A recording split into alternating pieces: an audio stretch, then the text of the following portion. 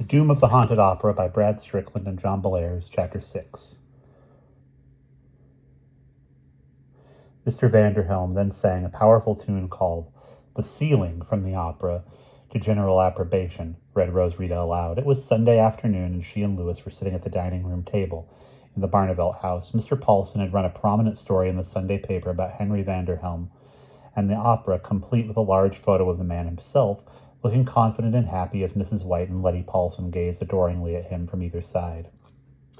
"You don't have to read that," growled Louis, who was trying to concentrate on Dick Tracy and Little Abner in the comics. "I was there, remember?" Rosarita rattled the paper and looked over the top of the page at Louis. Her expression was grim. "So was I, remember? But this is interesting. According to this story, there were a few other developments yesterday, when the city fathers and the school board met with Mr. Vanderhelm, but I guess you're not interested in news, Mr. Know-It-All." "Rosarita, I don't like all this," muttered Louis. "I wish we'd never gone into the opera house in the first place. Everything that's happened since then feels sort of funny. I mean, funny weird, not funny ha-ha. I wish Uncle Jonathan was back. He'd know what to do," he sighed. "I guess we better get our math assignment done." "I'm not doing it," returned Rosarita smugly. "Oh, come on," said Louis. "Look, I know you're mad at me, but let bygones be bygones, okay? Anyway, we have to start on the math now because Mrs. Holtz insists on going to evening mass, and I'll have to tag along for that." "Why do math?" Rosarita asked sweetly. "There's no point to it." Louis glowered at her. "Okay, smarty," he said. "I'll do my math homework, and if you have trouble with it, don't come crying to me." "There's no point in doing math, in your doing math either," Rosarita informed him with an annoying smile. "What are you talking about? Come on. I'm in no mood for all this," complained Louis. "Well, you don't want to hear the rest of the story," said Rosarita. "If you'd let me read it, you would know that the school board has canceled classes for next week so that Mr. Vanderhelm can use the school for auditions." "What?" Louis grabbed the paper from Rosarita and read the story. It was true. Mr. Vanderhelm had announced his intention to begin tryouts on Monday, and the school board had suspended classes, not only in the junior high, but in the high school as well. Parents had volunteered to clean and spruce up the old theater, the article said. Louis dropped the paper and stared at Rosarita. Normally, he would welcome such news. Like any kid, he was always happy when a blizzard forced school to close for a day or two. This, however, struck him as all wrong. Rosarita looked troubled, too, now that her little bout of teasing him was over. "People are acting crazy," she said. "School boards just don't do stuff like this. I'm worried." Louis's mouth was dry. "I had another bad dream last night," he mumbled. "Me too." They looked at each other for a long time. Timidly, Louis said, "Friends again?" "Sure," said Rosarita, smiling. Then she shuddered a little. "I wish Mrs. Zimmerman was back. She'd know what to do about all this." Louis made up his mind. "Let's call Uncle Jonathan," he said. "He left me the number of Mr. Mickleberry's house, where he and Mrs. Zimmerman are staying. I think they ought to know what's been happening." Louis got the number from his room, and they went into the study. Louis slipped into his uncle's chair and lifted the receiver. The operator said, "Number, please," in a pleasant, cheerful voice. This is a long-distance call," Louis said. He then gave the operator the information. The line clicked and crackled with a little static for a few minutes. Then the operator came back on to say, "I'm sorry, I cannot get a clear line to Florida at the moment. Will you try your call again later?" "Yes, thank you," said Louis. He hung up glumly. "Can't get through," he explained to Rosarita. "That's funny," Rosarita said, frowning. "I mean, your Uncle Jonathan got through to you a couple of times. I wonder what's wrong." "Who knows?" Louis said. He drummed his fingers on the desk. "Well, we can wait an hour or so and then try again. I guess we don't have to worry about homework. Want to play some chess?" They got the chessboard out and set it up on the dining room table. The board was one of Jonathan's little indulgences. It was made of leather, and the squares were ivory and brown instead of red and black. The chessmen matched the board, with one set carved from ordinary white marble, and the other one from a deep chocolate-colored marble that could be found only on one obscure quarry in Lombardy, a region in northern Italy. Jonathan had cast a spell on the chessmen, so that they were able to comment on the action. When a knight was moved to a position where it threatened another piece, it would say, "Have at thee for a foul fate or a varlet." And whenever a pawn was captured, it would shriek, "Oh, you got me, pal!" in a tiny, high-pitched voice. Rosarita finally won when she managed to move her queen to checkmate position. "That's all for you, big boy," said the queen in Mae West's voice. Louis's defeated brown king muttered, Mother of mercy, is this the end of Little Caesar? And tipped itself over. They tried to telephone Jonathan and Mrs. Zimmerman once more, but again the operator could not get a long-distance line. By that time, Mrs. Holtz was preparing dinner, so Rosita left. Louis wandered around the house for a while, feeling adrift and vaguely apprehensive. He went to the back stairs in the south wing and stared at the oval-shaped glass window, the one that changed every time you looked at it. Today it showed a milk-white angel playing a golden harp as she flew through a sky the exact color of a Vicks Vapo Rub jar. That reminded Louis of the magic hat stand in the hallway, and he went to take a look at it. The hat stand had a small round mirror in it, and sometimes the mirror showed strange faraway scenes. In the glass, Louis had seen Mayan pyramids, a part of the Battle of New Orleans, and even the horrid landscape of the dread planet Yuggoth as it rolled through the midnight gulfs between the stars. He stared at the mirror for a while. At first, he could see only his face, a little pudgy and exhausted looking, when suddenly he was looking at a blue sea rippling with foamy waves. A white sand beach lay in the warm sunshine, and fronds of date palms swayed gently back and forth in a gentle breeze. A big beach umbrella stood in the sand, and under it were two beach towels, one purple and one white. Louis squinted. Two tiny figures were on the towels. One had white hair and wore an old-fashioned purple bathing suit. She was reading a book that was propped on her knees. The other was lying on her stomach, apparently asleep. The other was laying on his stomach, apparently asleep. He wore an orange tank top and navy blue trunks. Louis grinned. It was Mrs. Zimmerman and Uncle Jonathan. Just then, Mrs. Holtz called him to dinner, and Louis looked away to answer.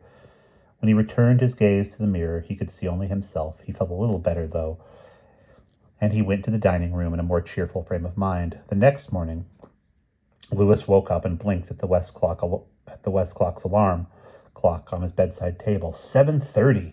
He jumped out of bed in a panic and had started to scramble into his clothes when he suddenly remembered that he had turned off the alarm the night before. There was no school today. With a sigh of relief, Louis showered and dressed more slowly. When he came downstairs, Mrs. Holtz had breakfast ready: home fries, scrambled eggs, and raisin bran muffins. The housekeeper was almost as good a cook as Mrs. Zimmerman, and the food smelled delicious. Mrs. Holtz was standing at the counter, fiddling with the knobs on her Motorola radio. She liked to listen to the news and the weather on the Chicago station WLS at breakfast time, but now she was frowning and muttering to herself. "Hi, Mrs. Holtz," said Louis as he slipped into his chair and began to help himself to the eggs and potatoes. "What's wrong?" "Oh, this blamed thing is on the fritz," said Mrs. Holtz as she gave the radio a sharp slap. "I couldn't pick up Chicago, so I was trying to get the Grand Rapids station, but all the set's picking up is WNBZ. WNZB. WNZB was the new Zebedee radio station. Until about 9 o'clock, all you could get on it were farm reports and the Swap Club, a call-in show for people with items for sale such as old toasters, newborn piglets, or pickup trucks that needed new engines and a little body work. It was pretty boring stuff. Mrs. Holtz finally gave up and sat at the table. She had already eaten, but she had another cup of coffee and looked uncharacteristically grumpy at missing her favorite morning programs. After breakfast, Louis went into the study and tried his uncle's radio. It was a large floor model with a round dial the size of a dinner plate, on which there were 9 separate radio bands. You could listen to regular broadcasts or tune in shortwave bands and hear strange, distant stations with announcers who spoke in many different languages. You could hear the weather, police calls, the airplane bands where pilots talked to their control towers. There were even amateur bands for ham radio operators to chat with their pals in far-flung corners of the globe. This morning, all Louis could pick up on the radio was boring old WNZB. He frowned. Mrs. Holtz had thought something was wrong with her radio, but apparently that was not where the trouble lay. He sat at the desk and tried again to telephone his uncle, but as soon as he asked the operator for the number, she said, "I'm sorry, but we have no long-distance lines at the moment. Will you try your call again later?" Louis began to get a creepy feeling. He asked Mrs. Holtz for permission to go visit Rosrita, and she told him to go ahead and to be polite. Louis got into his coat and rode his bike over to Mansion Street, where Rosrita lived. Mrs. Pottinger called Rosrita, and the two went into the living room. The Pottingers had a TV set, but when Louis and Rosrita tried it, they only got snow. "Something weird is going on," Louis said anxiously. Rosarita bit her lip. Dad was furious this morning because the Detroit paper didn't come. What do you suppose all this means? How should I know? Asked Louis. You're the one who likes to pretend to be Sherlock Holmes, Rosarita shot back. Then she looked embarrassed. I'm sorry, I don't want to fight. It's just that all this is making me nervous. Louis thought for a moment. Tell you what, he said. We can't get an outside phone line from New Zebedee, but I'll bet we could if we rode our bikes out to Eldridge Corners. There's a payphone at the gas station, and it's on the Homer exchange, not on the New Zebedee one. That's a pretty long way to ride, said Rosarita doubtfully. It was about 5 miles out to Eldridge Corners, on the winding Homer Road. What else do we have to do? Responded Louis. There's no school today. Okay, said Rosarita. Let me tell my mom that we're going out. Rosarita made them a picnic lunch of ham sandwiches, an apple apiece, and some Oreo cookies, and she got a couple of bottles of pop from the refrigerator. She stowed the provisions in the saddlebags of her bike, and they were off. It was almost spring, and the weather had become much warmer over the past week. Some ice and snow lingered where there was deep shade, but the air, though still nippy, wasn't nearly as frigid as it had been. The sky was clear and blue with bright sunshine. Rosarita and Louis rode their bikes downtown, and on Main Street they passed to look at the feed and seed. A couple of tall ladders leaned against the brick wall, and some high school boys were attaching a sign to some iron hooks set into the bricks. The New Zebedee Opera House, read the freshly painted green and yellow sign. A banner had been attached to the bottom of it. In neat red capital letters it proclaimed, Grand Reopening Soon. Rosarita and Louis looked at one another. Then they rode toward the railway tracks where the Homer Road joined Main Street. They had clattered across the tracks and past the athletic field when suddenly they ran into a fog bank. The whole world became gray as they plunged into it, and Louis could barely see Rosarita ahead to the left of him. He couldn't see anything else at all, not even the ground. This is a strange kind of fog, Rosarita said as she slowed her bike. It's so clear everywhere else. It's thinning out again, though. For a few seconds, they had been riding through a blinding heavy mist as thick as soup. Then it brightened and became less dense. All of a sudden, their bikes jolted over the railroad tracks. Louis braked, feeling panic rising in his chest. They were heading back into town. Somehow they had turned completely around, although he knew he had not swerved. How'd we do this? He asked Rosarita. How'd we do this? Rosarita asked. Louis did not reply. He turned his bike and started out of town again, and Rosarita followed. She almost banged into him moments later. Their bikes rattled over the tracks, and they found themselves right back where they started, again heading into town. We're trapped, Louis said, fighting the urge to scream. We can't get out of town, and I'll bet nobody else can get into New Zebedee either. That's why your dad's paper didn't come this morning. Rosarita stared at him with wide, frightened eyes. And we can't get any out-of-town radio or TV stations, she said. In a shaky voice, she asked, Louis, do you suppose something has happened to the outside world? Is New Zebedee all there is left? Louis had not considered that, but now he did, and he became so frightened he thought he might lose his mind. And that's the end of chapter 6.